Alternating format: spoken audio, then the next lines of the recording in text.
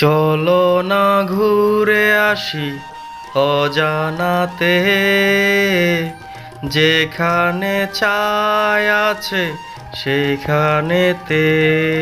আসসালামু আলাইকুম, কেমন আছেন সবাই? চলে আসছে একটি নতুন কন্টেন্ট নিয়ে, একটি নতুন ব্লগ। তো আপনারা কেমন আছেন সবাই জানাবেন।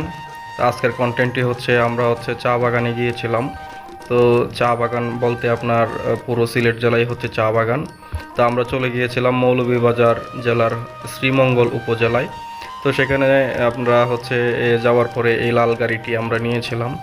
তো সবচেয়ে মজার ব্যাপার ছিল যে এই লাল গাড়িটাতে মানে যখন সামনে বসছিলাম তখন সেই একটা ফিলিংস ছিল। তো সেই ফিলিংসটা আপনাদের সাথে শেয়ার করার জন্যই মূলত আমি এই কন্টেন্টটা তৈরি করেছি। তা আপনারা তো অনেকেই চা বাগান ঘুরতে আসেন, অনেক দেশের অনেক ভিন্ন ভিন্ন জায়গা থেকে। তো আসলে এই চা বাগানের সজীবতা যখন আমরা দেখি তখন আমাদের আসলে মানে সত্যিই কি আপনার মন ভরে যায়। তো আমি ভিডিওটি একটু টেনে নিয়েছি, কারণ আপনার যেন আপনারা সম্পূর্ণ ভিডিওটা দেখতে পারেন। তো আমি কি আপনার এই গাড়িতে করে আপনার একটা আলাদা একটা চা বাগানে গেলাম। তো এই ভিতর দিয়ে যাচ্ছি। তো যাওয়ার পথে আমরা লেবু বাগান দেখতে পেয়েছি, প্লাস বিভিন্ন গাছের যে বাহার, কি সুন্দর একটা জায়গা ছিল। আমি এখনও হারিয়ে যাই।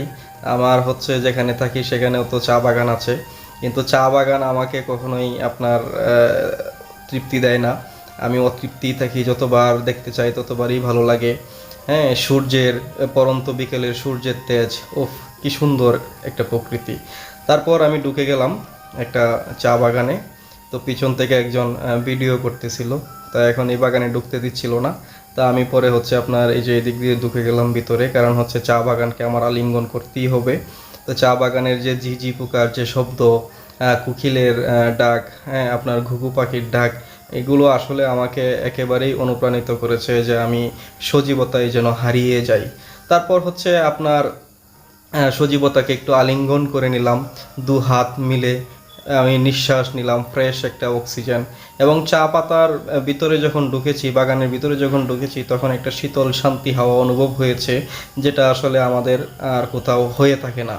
তো আমি চা পাতাগুলো একটু দেখতেছিলাম, তো পিছন দিক থেকে আরেকজন কে জানি ঢুকে গেছে। যাই হোক, কথা সেটা না। তো চা বাগানের সবচেয়ে বড় সৌন্দর্য এই যে টিলার মধ্যে চা তৈরি, চা বাগান, তার উপরে আপনার বিভিন্ন প্রজাতির গাছ, যে গাছে পাখি বাসা বেঁধে আপনার প্রজনন তৈরি করে। তো আমি ফ্রেশ অক্সিজেন নিয়ে বের হয়ে গেলাম। দেখেন কি সুন্দর একটা জায়গা। বের হওয়ার পরে তারপরে চলে আসলাম। ব্লগটি আপনাদের কেমন লেগেছে অবশ্যই জানাবেন, এবং বেশি বেশি লাইক কমেন্ট এবং শেয়ার করে দেবেন। ইয়া